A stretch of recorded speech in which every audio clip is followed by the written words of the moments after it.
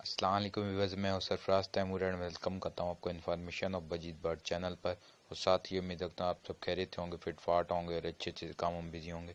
Friends, आज का जो मेरा टॉपिक है वो बजीज बर्ड की मीटिंग के हवाले से है कि बजीज बर्ड कैसे मीटिंग करते हैं। वो मेरे पास कुछ क्लिप्स थी, काफ़ी व्यूअर्स ने मुझे सेंड की थी, वो आज सारी मैं कलेक्ट करके आपको दिखा रहा हूँ। देखिए और इन्जॉय करें, और आप भी मुझे अपने सेटअप की